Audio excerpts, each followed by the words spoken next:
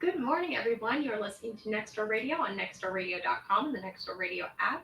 I am so excited to be your host today. My name is Kellie Syfan. You're listening to the Helpers Hour. I have a wonderful guest today, Sarah Rose Whaley. How are you doing this morning? I'm good. Thanks so much for having me. Absolutely. And you're coming from Joyful Toddler Parenting. That's right. Very cool. You're my first BCBA to have on the podcast, Really? and on the radio show, and I'm so excited. Cool. I'm honored. Yeah, absolutely. So let's start off with just a little bit about yourself, kind of how you got into what you're doing now. Tell us about it. Yeah. So I am a board-certified behavior analyst and a former developmental therapist. I have been working with families for about 17 years. And I worked in-home, in clinic, did all of the ABA for about 15 years. Mm-hmm. And ABA being applied behavior analysis. Yes. Mm-hmm. Sorry. You're all good. That's what I'm here for. Yeah. And then once I had my own kids, and also that kind of coincided with pandemic times of not wanting to be getting all the germs around my little baby, I switched gears and became a parent coach. Gotcha. Okay, so I didn't know you had the developmental background. What does that look like? So I did that off and on for about 3 years. Kind of sometimes while I was doing ABA and sometimes on its own. So I was working with the 0 to 3 population. Just for off and on for a few years. Gotcha. And then you said you worked in clinical settings, school settings, all sorts of different places. Yes, pretty much. At that point, was it all ages? Did you have a certain specialty? Yeah, so I have worked with all ages, definitely. The majority of my clients were elementary school and under, and then I definitely have the most experience with the little ones, the 5 and under, which is a huge reason why I work with 5 and under now. Yeah, absolutely. Yeah. So when you got, and this is me nerding out as a fellow behavior analyst, what brought you into behavior analysis, if I can ask? Yeah.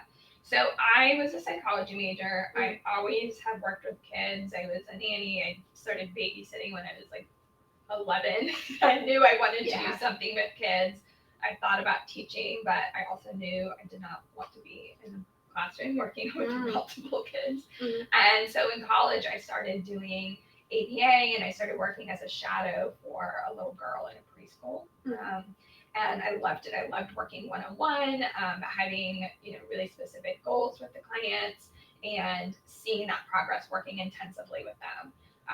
And so I did that kind of through college. After college is when I went into developmental therapy, and I liked that, but it didn't have the intensity. I was only working with each client for usually an hour a week. And so I just didn't see the progress that I would see when I was working more intensively with clients. And then I went back to ABA and eventually became a BCBA because I loved the work. I loved working with the families. It's a good fit. And then changed. Yeah, I mean that's the joy of the world, right? Yeah. When things change, we can change as well. So you had your babies. You are keeping them safe through the pandemic, and you start to get into your own business. Is this like the first iteration of your business, or were there like any times of figuring out what you wanted to do? There was some time figuring out. So I owned an ABA company, and I sold that right before the pandemic when I found out I was pregnant with my second one. It was excellent timing. Wow, that's incredible. I just knew. Yeah. So then I kind of took some time off to be a stay-at-home mom. But I knew at that point I wanted to work with parents and not with kids. One, because I wanted to save my energy for my own little people. Sure. And then 2, I just saw such a missing need of parents not getting the support that they needed. And I also, once I became a mom, saw how much of what I had been recommending was really great advice clinically, but not always so realistic when you're, you've got a toddler. My kids are 19 months apart. So you got a toddler and a baby, nursing, and there's just so much going on. All the other things that go life into is happening. Life is, exactly. And so I found myself, my background was so helpful. And there were things that I was like, well, if I was telling this to a client, here's what I would do. But like realistically, it's just not really that doable. Yeah. And so I had to kind of make some changes and figure out how to apply my background and my training to fit real life with two tiny little people. Yeah. Oh, that's so cool. So as your life changed, it started to inform the way that you were providing services. Absolutely. I want to back up a little bit. Mhm. You talked about how in a more classic ABA setting that sometimes parent training can fall through the cracks. Mhm. And I think, and you can let me know if this is something you want to dive into or I can speak on it, that part of the reason that can happen is because of authorizations with insurance Mhm. and how that affects the services you're allowed to give different families. Are you comfortable jumping into that? Let's do it. Yeah, let's hear about it. Let's do it.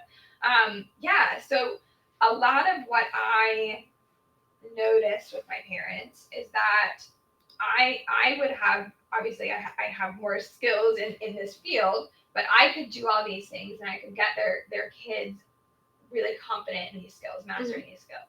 But then when the parents were trying to apply the skills, it wasn't happening. And it's it's great if a child can apply this skill with me, but like who cares really if it's not happening with the parents? I am not life. Right? Yes, right. Yeah, exactly. it's not real life. And so yes, the authorizations, absolutely. I mean, I think the most I've ever had authorized was 4 hours a month of training. And for everybody, what does that mean when something is authorized or not authorized? Right. So that the insurance approves me to work directly with the parents on parent training and parent goals for only 4 hours a month. And to kind of put that in perspective, some of these kids were getting 30, 35 hours a week of services, and their parents were getting maybe 4 hours, usually like 2 hours a month of training. Yeah. And the other part of that I kind of saw happening and then really noticed as I became a mom is all of the other factors that go into parent behavior, like mom guilt and burnout and parents being on very different pages in terms of parenting and lack of self-care, like all of these things. And insurance doesn't really care whether you're burned out or you have mom guilt. They don't care because you as you meaning the parent is not the client. And so we're not getting into like really the why behind your behavior. And so I saw that as such a missing need that now as a parent coach, I can kind of dive into is like, what's the why behind your behavior as a parent? And a lot of that stuff is factoring in. Sure, absolutely. We talk a lot in behavior analysis how it's not about, hey, you must change, but rather what are the support systems around? What is the environment cueing you into? What is it setting you up for success, or even success with something that isn't going to help you? Like this is the easiest path. It's toward a behavior that's actually going to hurt you in the long run. Right. How do we make the other paths easier? How do we open those up? And the other people in a child's life absolutely are a part of that environment. I think that's really interesting that you brought up mom guilt and all those other things that can come up when you have kids in general. And this is speaking as somebody who doesn't have kids. So I'm gonna fully say that I'm speaking out of my realm for a moment here. I'm very good with behavior. I will never say I'm a parenting expert. When you have mom guilt and shame and all these other things coming in, I imagine that with only 4 hours of support a month or less, you could feel pretty almost like ostracized or removed from the whole process. How do you think, if you've seen that sort of like, I am separate from what's going on with my child, how do you think that affected some of the parents you worked with in the past? I think what a huge thing that I saw was, and I had supervisors say this to some of my clients' parents, was like, if you cannot do what we're telling you to do, then maybe we're not the right company for you. Ooh. Oh, that it like that makes hit me my like heart. choke up, seriously. Yeah. Because I'm like, now I'm not gonna cry on radio. It's okay. It's okay. I have certainly cried here before. It will happen cool. again. We're talking about real stuff. Yeah. This is true emotion. Yeah. Genuinely. Yeah. There is, when you have a child who, is struggling with anything, and again, I speak from experience, that is hard as heck.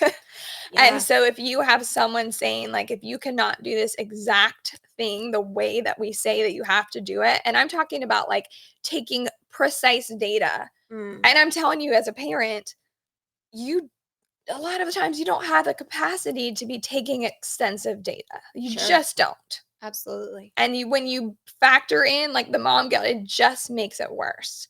And I think so many parents then get I don't think, I know so many parents get so stuck in the guilt and the shame and all of this, and that becomes kind of their driving force instead of productive things that actually help. And it's very easy to get stuck in those cycles. Absolutely. I think if we even just frame that from a basic 3-term contingency, the more that we have that antecedent, that triggering condition of this is going to lead to shame, the more reinforcing it is to just let it go and have to step back and need more space and not be able to engage because there is nothing left to engage with. Yeah. I can imagine, and I had a number of years working with families in a more classic behavior analytics setting. And I certainly saw those pieces, but I can imagine you see it so much deeper now that you have the experience as a parent. Yeah. There are definitely things that even now I'm like, wow, man, I wish I hadn't said that or done that. Sure. Yeah. I think that's a really beautiful and important thing to talk about too, because this is the helpers hour. We're talking to helpers from all over the area that do all sorts of different things. And those moments where we're like, I was not as helpful as I had hoped to be, as I wish I would be. For you working through creating your businesses and evolving through your professional life, how do you work through those moments of like, oh man, if I could go back, I'd do it different? So we all have them. Yeah. Well, I have to definitely not get stuck in a cycle of shame and guilt. Hey. Because like, I mean, I could like, and I think I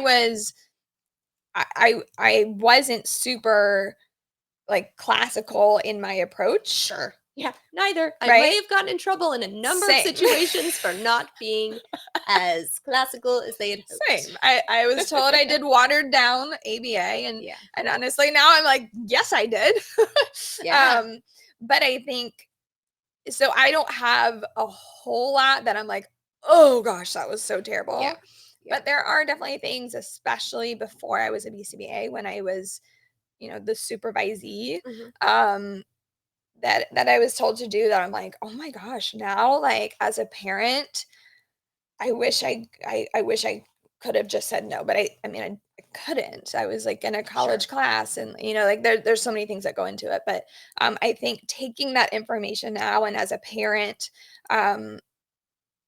remembering, and I always said this to people I was supervising and to parents, is like, we are looking at a child first before we're looking at a client. We're looking at a human.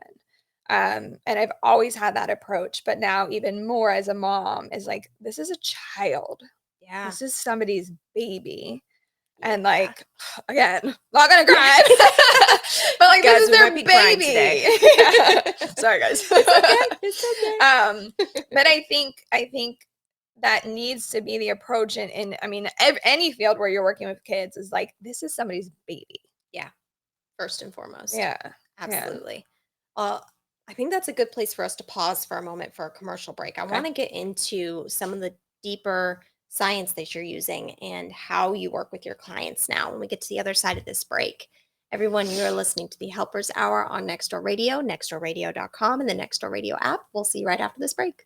This was my first massage. Tracy walked me through the entire process. It made me feel comfortable as possible. We had a delightful conversation, and our studio was beautiful. I will definitely be returning for another massage very soon. This is a direct quote from a review from the Whole World Massage, located at 3509 Hallworth Drive, Suite 205 in Raleigh. At Whole World Massage and Med Spa, our focus is you. We love working every day with people like you, helping them look, feel, and perform with youthful energy and beauty in mind and body. Call today to see how Tracy can help you feel great today. 252-213-4478. 252-213-4478.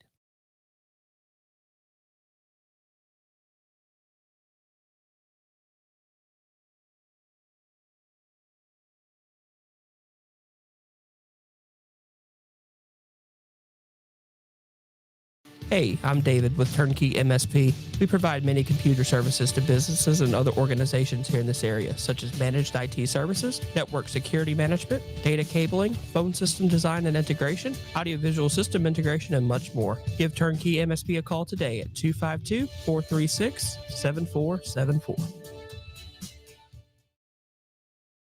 Now's the best time of year to get more for your money on new Mahindras. Enjoy 0% interest or save thousands of dollars on rugged Mahindra tractors. That's more for less on many of Mahindra's best-selling models, with tractors that deliver more lift capacity, fuel efficiency, and built-in weight. Save more on Mahindra today. Visit Vanco Outdoor Equipment, your local Mahindra tractor dealer. 0% APR. Financing available for limited time only. See us or go to MahindraUSA.com for more information.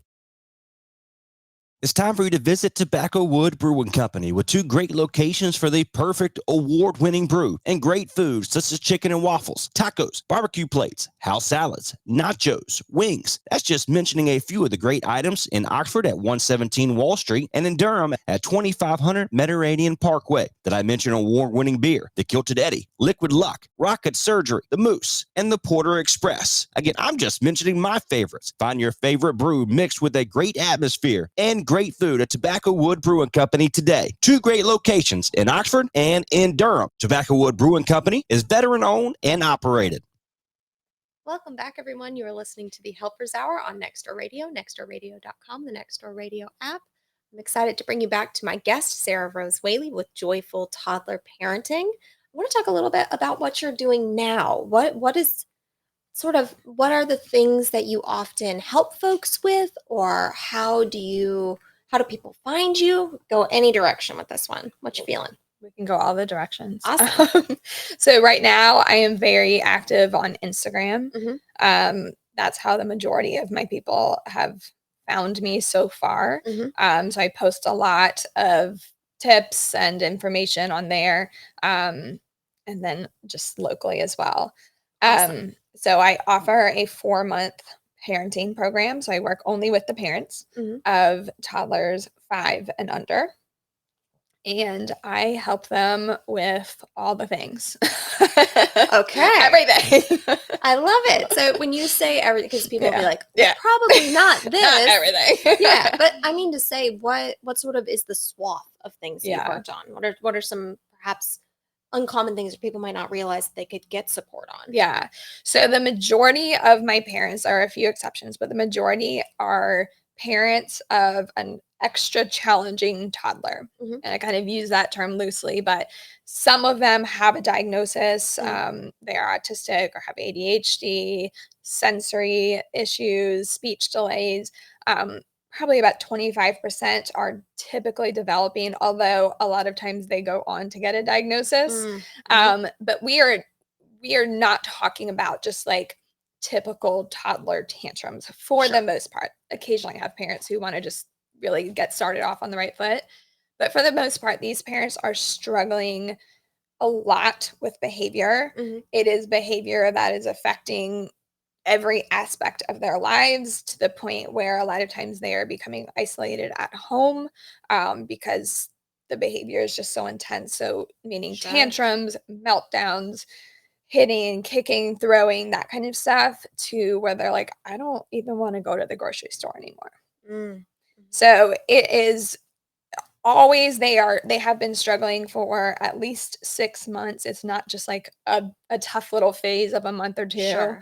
It's a long-term struggle that they need professional support. All of them have tried like the courses and the books and Instagram and all of that, and it's just not working for their individual child. Yeah, I think that reminds me of a number of clients I've had come to me that say, we'd just like to be able to go out to dinner. Mm-hmm. And oh my gosh, if we could have a vacation, can you imagine that? Like, if we could go to Disneyland and not have it be a disaster, I can't even imagine that. And being able to help families get to that point is so cool. It's so much fun. And it, like you said, you're going from our world is getting smaller and smaller. I don't know if I even want to leave the house. Like, grocery store? No. I don't know about that. To it opens back up again. Yeah. How does that affect the whole health of the entire family when you're able to go from that, like, we can't leave the house, to we might actually be able to plan a real vacation. Yeah. I mean, it's literally life-changing, and I feel like that sounds so corny to say, but Sure. it is.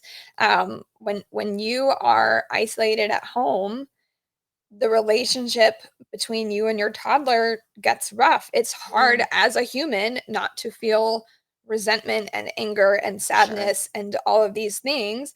And then, of course, that affects your marriage. It affects your friendships because you're embarrassed to go out with your friends. It affects your mental health because like you're stuck at home. That's not really great for most people. Oh yeah. And so when that changes, when you can go have a play date with your friends, or you can, like we said, go grocery shopping or go on a vacation. Like my clients are not looking to achieve crazy things. They're looking to have normalcy in their lives, and they don't have that right now. So it's life-changing to just be able to do what kind of quote unquote normal families do. Sure, absolutely. I'm sitting here and I'm thinking, if I was a parent, I might be on one or the other side of things where I go, well, maybe it's just not bad enough. Maybe I'm being dramatic, or oh, there's no way she can handle this. Yeah. What are your thoughts on when a parent should contact you? When is it the right fit, the right time to get that extra support? Yeah. So that's where I say usually that 6-month mark, because we're past it being a phase, usually around 6 months. Phases can be a couple months, maybe even a little bit longer, but I usually say 6 to 12 months. So if it's, what I tell parents is there's no like this or that, like there's no checkbox to check. It's more about like, if this is affecting a lot of parts of your life and it's affecting your experience of parenthood, and it's affecting your relationship with your kid. I mean, I have a lot of clients that will admit that they don't like their toddlers, and that's I a hear really that a lot. yeah, it's a crappy way to feel. Yeah, absolutely. It feels terrible. And so I think if any of those things are true and you've tried stuff and it's not working, then that's a sign to get some help, because it doesn't have to be that way. It doesn't have to be that hard. I'm not saying it's going to be easy. Parenthood is not easy, but it doesn't have to be that hard. Yeah. Yeah. It sounds like you said there's no litmus test for like, and you're normal. Right. But the thing I talk to parents about a lot, and you probably lean into this as well, is like, hey, what are your values for your family? And are the behaviors that you're engaging in, which could be screaming, could be having thoughts of I don't like my child, all these different things. Do those align, or do you want to make a little bit of a shift? Yes. And if we go from that place of, hey, this is what your family wants to be, how do we get you a couple steps closer there? Yeah. I found that to be really, really helpful for not trying to be like, well, you must be normal. You must fit in this box.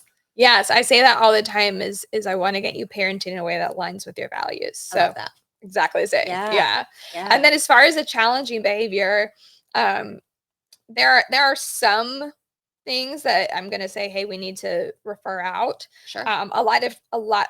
The majority, I would say, of my parents, maybe probably not all, but the majority of my parents, their kids are in other therapies, and we're able to collaborate. But I mean, I get some pretty intense behaviors. And again, we're talking about 5 and under. So we're not ever talking about things where there's a huge safety issue, like we're still a wee person. We're little. That's why I like the little people. But I work with a lot of really challenging behaviors. A lot of parents whose kids run off and there's a huge safety issue. Very significant listening issues, following directions that have become a huge safety issue. Again, like the running off, meltdowns, long tantrums, hitting, throwing. Those big things that again are way beyond just like a typical 2-year-old who's learning the way of the world. Yeah, absolutely. I think it's really important to note as well, if you look at the data, and the last time I looked at the data, I think it was for 2019. So this is pre-pandemic data, but nonetheless, the number of expulsions in preschool are higher than any other grade. And then preschool may not be considered a grade, but kids in those early support years, those big behaviors can lead to all sorts of really difficult things.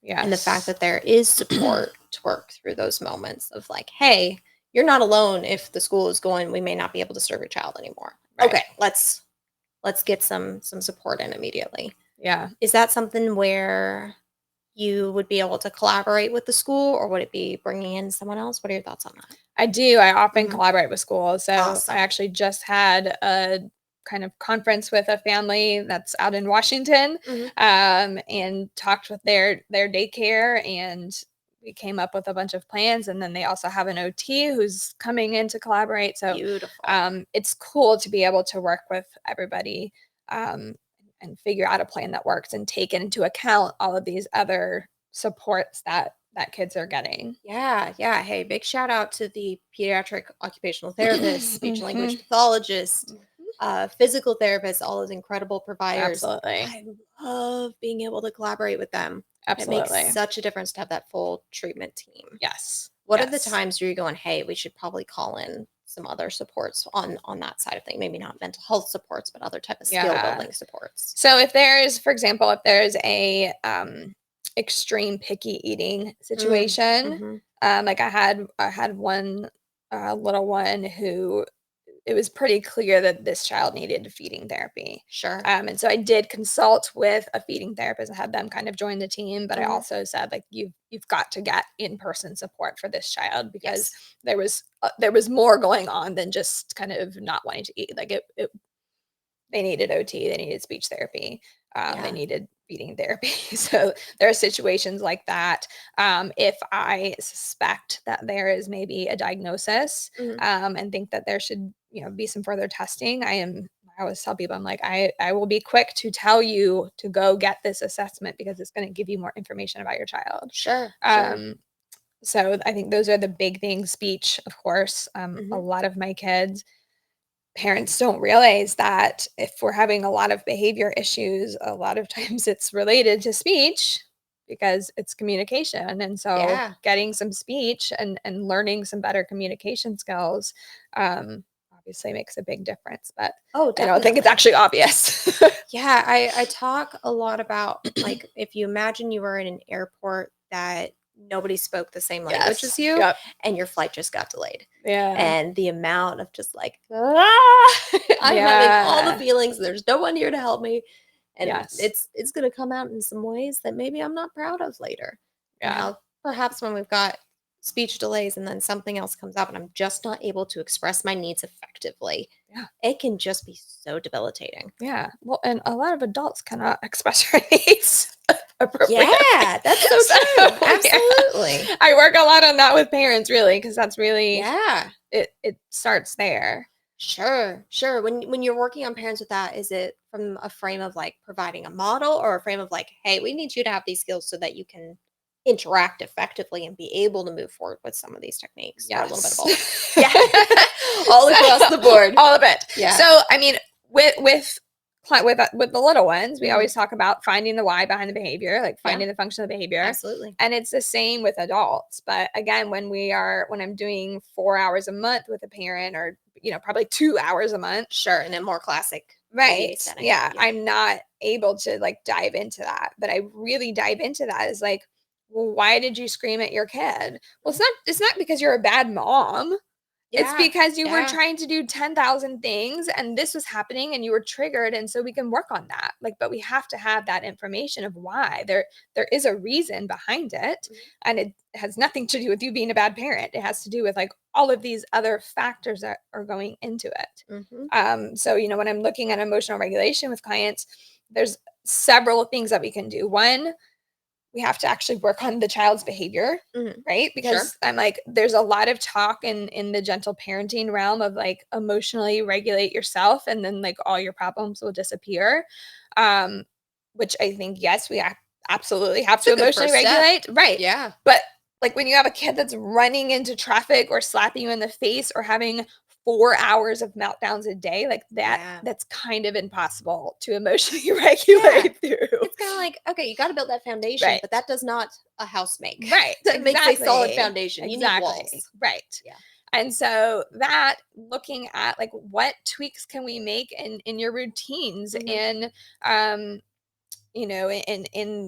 in your daily life, like what little things can we do? So if we know like the patterns of like when you're having a tough time as a parent, emotionally regulating yourself.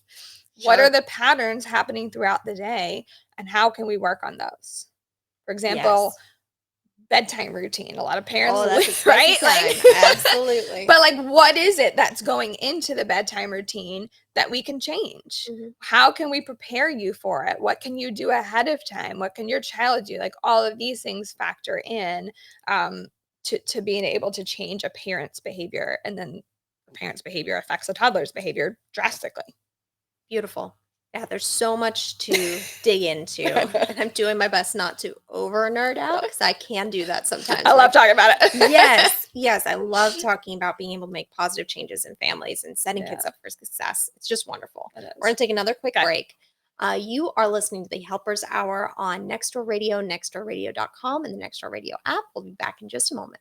The Hub on Main, located in historic downtown Oxford, has something for everyone, and I mean everyone. Brewmade, mud pie, Tyler candles, craft beer and fine wine, gifts for the loved ones, coffee, cigars. See what I mean? The Hub on Main is your one-stop shop for all things you love. The Hub on Main is located at 100 Main Street in Oxford. They're open Monday through Sunday. Check out the Hub on Main on Facebook to check out specials, classes, meetups, and more. The Hub on Main. Stop by today. Coffee shop located in downtown. Oxford is here for the community. Local coffee shops and shows down. Hot coffee latte, cold brew, and my favorite, the espresso shot. Visit the local coffee shop, She Chose Down, right now. She Chose Down is located downstairs of the Hub in downtown Oxford. Plumpy's Deli is a family-owned and operated local business located in Butner that uses only the finest meats from Boar's Head. All items are made fresh to order, and they are now serving breakfast all day long. They offer charcuterie boxes, boards, classes, and grazing tables, along with catering for all occasions, including corporate luncheons, private events, weddings, school events, parties, and more. Gluten-free and vegetarian options are available. Call 919-575-0705 to place your order today. You won't be disappointed. Plumpy's Deli is open 6 days a week, Monday through Saturday. Visit their website and check out their menu at www.plumpies.com. That's PLUMPEEZ.com. Make sure to follow them on Facebook and Instagram at Plumpy's Deli, and don't forget to stop by their location at 106 East C Street in Butner. Give them a call at 919-575-0705. Visit their website and follow them on social media for more information today. Need a place for a one-stop shop for all your advertising and promotional items? Outside the Box Promotions and Apparel has you covered for screen print, vinyl, heat transfer, embroidery, plaques, banners, yard sales, laser engraving, and even medals and coins. Outside the Box Promotions and Apparel prides herself in the quality of their work and has quick turnaround times. A one-stop shop for all your advertising and promotional needs. Call today at 252-213-4072. Visit their website at www.otb27537.com for more information. Outside the Box Promotions and Apparel is your one-stop shop. Outside the Box is located on Industry Drive in Henderson. Welcome back, everyone, to the Helpers Hour on Nextdoor Radio, nextdoorradio.com, the Nextdoor Radio app. You are joining us again with Sarah Rose Whaley with Joyful Toddler Parenting. I want to dig a little bit more into, we were talking about parent behavior before the break, and kind of what type of parenting do you often, like, what's the style of parenting that usually is attracted to your services? Mm-hmm. So I would put myself on Instagram into the gentle parenting realm. Mm-hmm. And so most people, probably all people that come to me, are attempting to gentle parent. But and what does that mean? What is gentle nobody parenting? knows. Yeah. Okay. What does it mean for you? For me, it's really authoritative parenting. Gotcha. So it's clear boundaries, Mm-hmm. high warmth, high expectations, Mm-hmm. lots of love, lots of understanding, respect, both ways. Mm-hmm. For most people, though, Mm-hmm. I think what it has really morphed into, thanks to social media, which I'm on there, so it's I feel like I try not to be part of the problem, but I feel like it has morphed into permissive parenting. Okay, so where for you, the gentle parenting is, hey, I've got very clear boundaries, and I'm kind and I'm warm. Mm-hmm. Permissive parenting, what does that look like? you are kind and warm. Period. and you validate your kids' emotions a lot. Mhm. And I think that's what people see of gentle parenting is like gentle parenting is like, I hear you, you're really upset. Mhm. I understand. And then that's kind of it. Sure. And it's a huge problem. So again, these kids or these parents that are coming to me, again, we're not talking about typical toddler behavior. We're talking about pretty intense behavior. And so Mhm. if all you're doing is validating your kids' emotions, it doesn't really work very well. Sure. Absolutely. I've seen with a number of toddlers, they're like, first of all, don't look at me right now. I don't want you to know how I'm feeling. Yeah. And second, this is not what I need right now. Like, great, that's a good foundation. Mhm. Where are, like, I am lost in my space. Where are the walls? And I'm going to Yeah. hit as hard as I can in every direction, metaphorically, and also perhaps physically, Yeah. to try to find some structure so that I know I'm safe. Right. And that's such an interesting one. Yeah. I have parents say to me all the time, like, my kid is pushing boundaries. And I'm like, well, yes, that Good. is Good. literally like when I think of a toddler, Mhm. I think of like toddler description. Push boundaries. Yeah. Where is the wall? Is it a wall? Right? Like, Could that I is- push it over? yes, that Cause and is effect? right. That they are supposed to be pushing boundaries and figuring out the world and figuring out what works and what doesn't work and what's allowed and not allowed. Mhm. And that is literally their job. And then it is a parent's job to make clear boundaries so that they push against them and then they figure out, okay, well, this is a boundary. But I think what's happening with gentle parenting gone wrong, let's say. Okay. Yeah. is it's become permissive of like, you push this boundary. I don't want to upset you. So now I have no boundaries. Mm. And what happens with that is when you have no boundaries, again, you cannot emotionally, as a parent, you cannot regulate your emotions forever through Mhm. really challenging behaviors. Yeah. So you start off being this kind, loving parent every morning at 7 a.m. And by 7:10, you're screaming at your kid Sure. because you don't have boundaries. Mhm. And so what I call this pendulum parenting, it's where you are permissive and you're kind and loving. And I hear all the time, like, a gentle parent the first 5 times Mhm. and then I lose it. Sure. And really what that is you're not gentle parenting. You're actually being permissive 5 times Sure. and then you're switching to authoritarian. So you have this pendulum that's going back and forth between permissive and authoritarian. Mhm. And your child never knows where the boundaries are because you don't know where the boundaries are. And Yeah. it makes you and your toddler feel pretty bad. And it's incredibly confusing for toddlers. Sure. And then you have Who's behaviors. coming right now? I don't Right. quite know what I'm Right. gonna get. And when is my mom or my dad serious? Do they actually mean it? I don't know. It's Yeah. my job to push and I have no idea where the boundary is, so I'm going to push all over and then they Really lose it. important one. Yeah. Oh, do you mean it? I don't know if you mean it until you scream. Right. Now I know you mean it. Right. So now, mom and dad, you have to scream for me to hear you. Right. Yeah. Yeah, and if you some days you're more patient than others Mhm. as a human.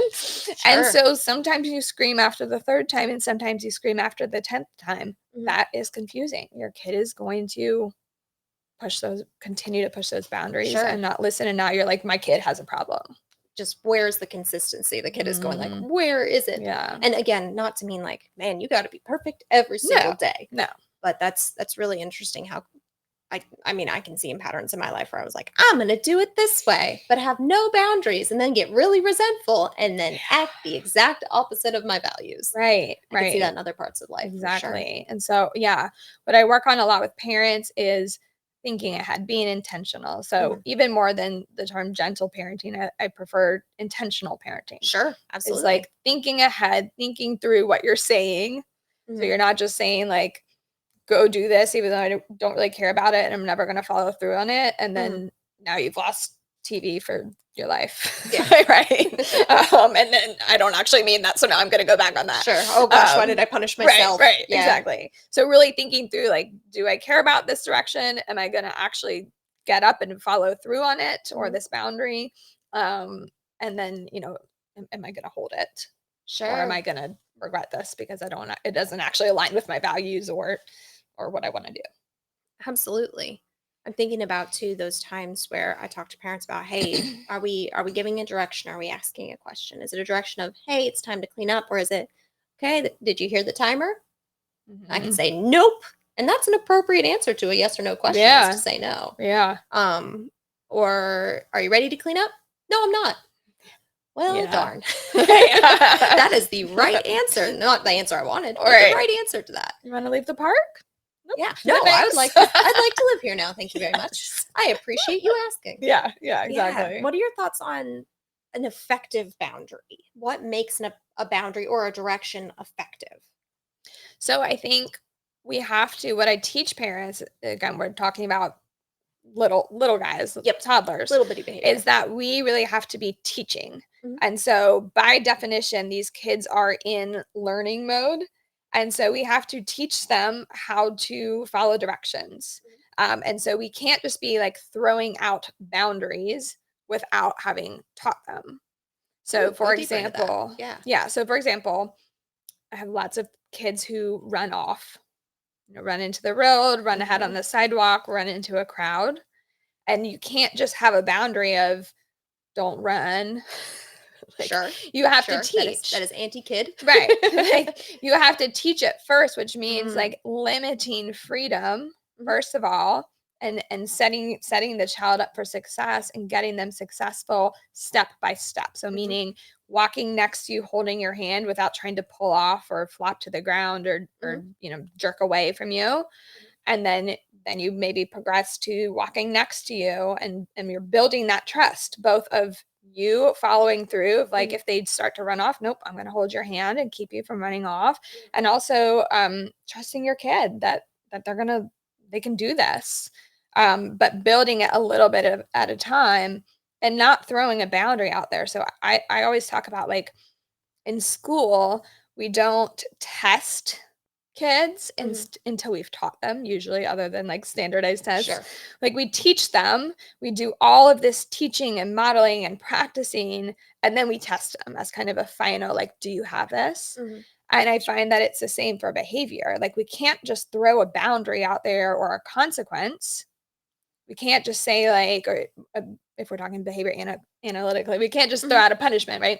Sure. We can't just say like, if you run off, you're going inside. If we haven't taught them, well, like, what are you supposed to do? Sure. Like, what how do you walk here? Yeah. And so I work so much with parents on teaching behaviors. Yeah. How do you communicate that you're upset? How do you ask for something in an appropriate way that's not screaming or yanking it from your sibling without going straight to a boundary or a consequence? Yeah. I find as well in my practice, I talk a lot about like, hey, when you set a boundary that has a consequence, like, hey, if you're, let's say, throwing a vase, if you choose to throw the vase, I'm going to put it up for today and we can try it again tomorrow. Yeah. You got to be willing to put it up and you got to be right there with the vase. Right. If you're just like, and I'll see you in the next room. Right. Then it's being able to have that natural consequence linked up and have you there to support them through that boundary and go, hey, I'm modeling what setting clear boundaries is. Yeah. And I'm modeling how to react when somebody crosses your boundary in a way that's respectful and still kind. Yeah, exactly. So tough. I'm like, oh yeah, this is fun. It's so hard. It's so hard. But that's where being intentional. So I have parents, I'm like, let's go with the vase, like think through, am I actually going to get up and put the vase away? Yeah. And if your kids scream, I always say, go to the worst case scenario. Yeah. If your kid throws a 45-minute tantrum because they want to play with that vase, are you going to stick to it or are you going to cave? And if you're going to cave, just don't set that boundary. Yeah, absolutely. Don't set it. Right. It's okay. Yeah. Yep. But if this is something important to you, but think through from start to finish before you say it. And this is hard. And it's hard when you're like in it. And and again, I speak as a parent. I know how hard it is to be consistent with these things.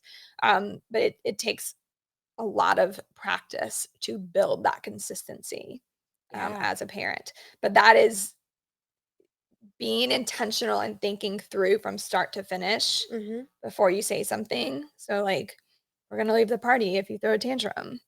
Are you? Are you really? Do you want to leave the party? No, you don't want to leave the party. So you're probably not going to leave the party. So don't say it. Sure. Yeah.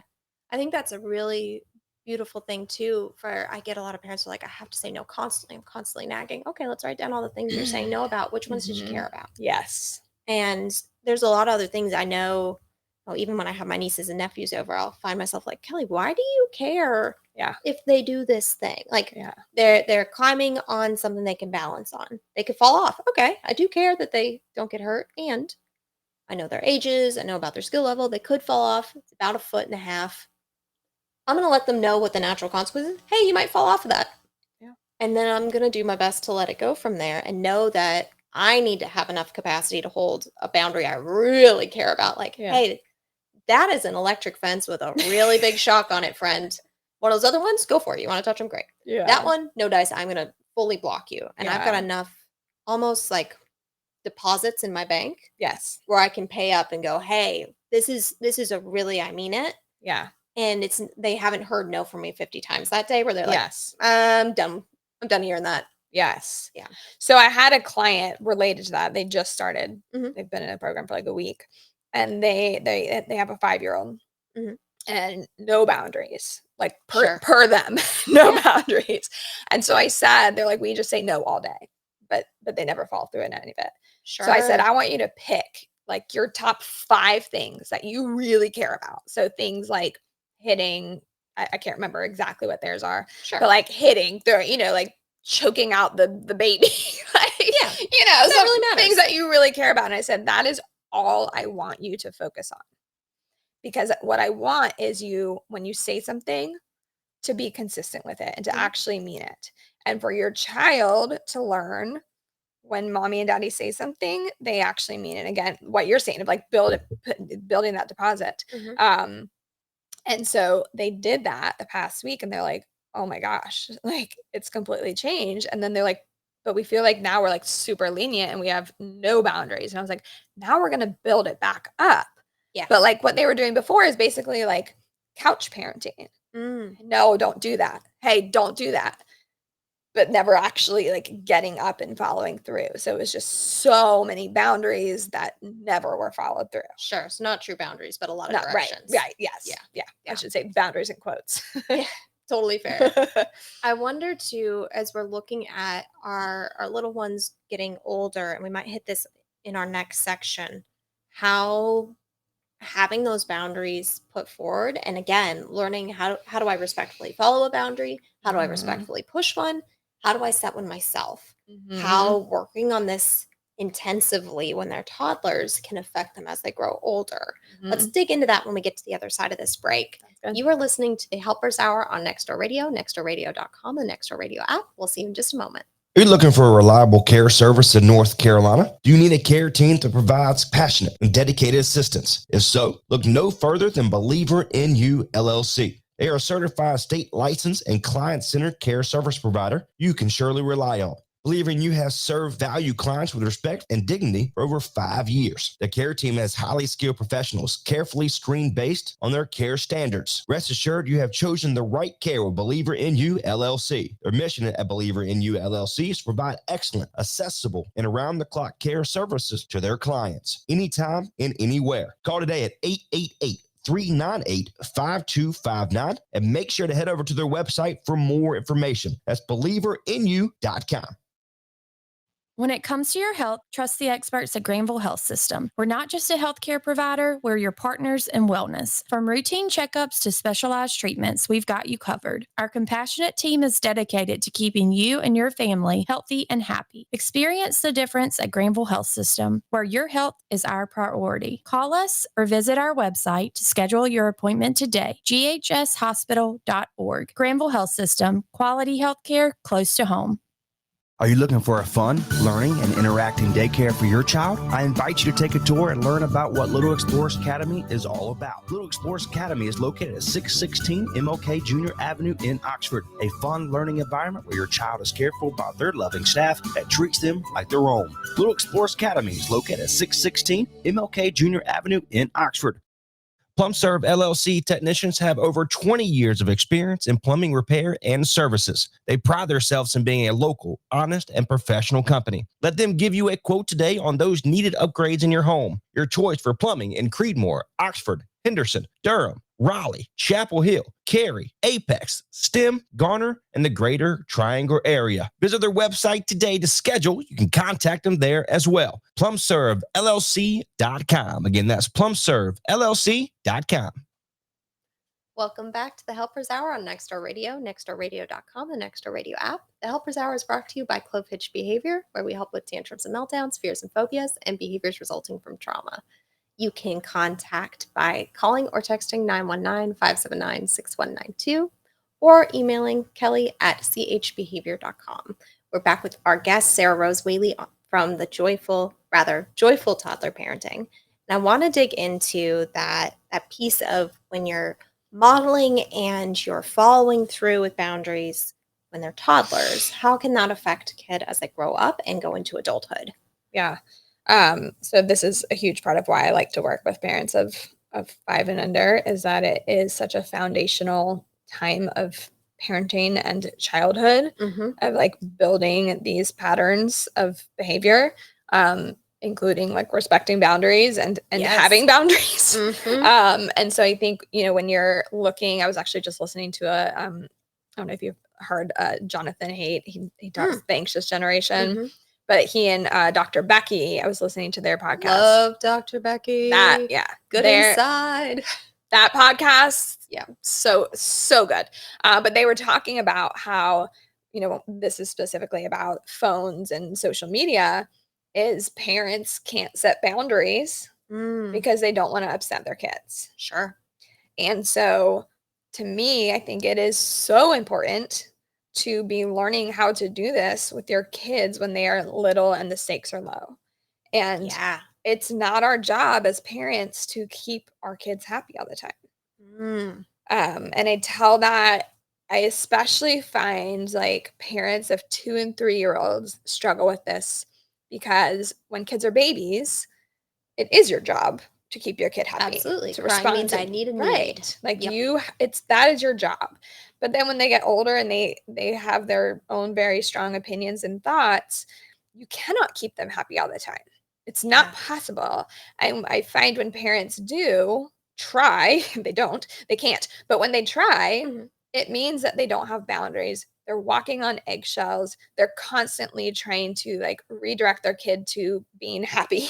Yeah. And I think the effect of that on older kids is like, now you don't have boundaries. Now you don't know how to have boundaries. You don't know how to deal with your emotions when you're upset, because we all get upset. We all get to be angry and sad, but there are appropriate ways to display that. Yes. The feeling's not your choice, but the reaction is. Right. And so if we can work on that and we can have a really strong foundation of all of those things in toddlerhood, and we're practicing as parents doing these hard things, because they are hard, being consistent in setting and holding boundaries and dealing with a kid who's not happy. It sucks. You want your kid to be happy, but it's not your job. And so I think being able to go into that. So then when your kid's older and you've got peer pressure, my daughter right now is feeling the peer pressure to be in a booster. She's in a booster seat. She's like, all my friends are in booster seats, but she's the youngest of her group. Yeah. And I'm like, oh, it's my first little like taste of peer pressure. And I'm like, I'm cool holding this boundary. And obviously it's a safety one, so it's pretty easy to hold, but I'm comfortable holding boundaries and having my kids be mad at me and be upset. And that is part of parenthood, but it's hard. Yeah. And I think practicing that when the stakes are low is important.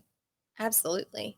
So if someone's listening and wants to get a hold of you, what are the best ways to get in contact? What are your social handles? Yeah. So I'm very active, like I said, on Instagram. It's at Joyful Toddler Parenting. My website is joyfultoddlerparenting.com. Perfect. And then my email is Sarah, SARA, no H, at joyfultoddlerparenting.com. Perfect. So pretty easy. Yes. And I have a Facebook group as well, Toddler Parenting Help. So you can go there as well. Nice. Is that a private group or can places. anybody join? It's a private group. Anybody can join, but you have to request to join. Sure. Yeah. Absolutely. Just keep everything safe. Yeah. I love that. Yeah. So this is something I ask all of my guests, and you can take a minute to think. If somebody was listening to our show today and they only took one thing from the whole show, is there something that you hope that would be? And again, take your time thinking that's about hard. it. It is. We've talked a lot of whole hour. really important things. Yeah, there's a lot of good stuff in here. If there was just one, maybe it's something that you wish you would have heard earlier, or something that you've seen consistently a parent needs to hear when they're going through these tough times. Oh my goodness. I'm trying to think through everything we talked about. I mean, I think it can be something totally new as well. Like, oh, that last thing that I didn't say yet. Yeah. I think the combination of we have to teach behavior in the same way that we teach school skills, for example. We can't just assume that a child knows how to deal with being upset. Like we have to teach these things. We have to teach communication combined with, and it has to be combined with, regulating your emotions as a parent, combined with helping your child regulate their own emotions. Yeah. And then combined with, I know it's a lot of combined with, but combined with setting and holding those boundaries consistently. But I find when parents are struggling, at least one of those pieces is missing. And that the combination of those four things is really key for changing behavior. That makes a lot of sense. And going through and going, okay, I don't know which of those is missing, but I know something's wrong. Teaching's always missing. Yeah. Missing. I can say that confidently. Absolutely. Yeah. Absolutely. But there might be other things that are shifting through. Definitely. Yeah, I think that's a really beautiful thing to consider is, hey, there is help. Yeah. You know, when teaching's missing, when another piece is missing, when you feel like, what on earth is parenting and how did I get into this? Right. Like, this is not how it's quote unquote supposed to feel or supposed to be. That there is help to figure out what are those pieces. And sometimes you can't see forest for the trees or the label while you're stuck in the bottle, as people say sometimes. There are folks that specialize in being able to take that outside view and help you see it as well. Yeah. I mean, even, as a parent with my own kids, with the background I have, there are times where I have to say to myself, or my husband will say to me, can you step back and look at this as a professional? Because when you're in it, even with as much experience as I have, it is so hard. Yeah. And so, that's what I help parents do is like, I can be that like kind of macro view and also like helping them break things down into bite-sized pieces and then be able to address things versus just like everything is hard. I love it. Sarah, thank you so much for coming today. Everyone, this has been Sarah Rose Whaley from Joyful Toddler Parenting. I'm so excited that you got to listen in today. You are listening to the Helpers Hour on Nextdoor Radio, nextdoorradio.com, the Nextdoor Radio app. I'll see you next week. Dreaming of sand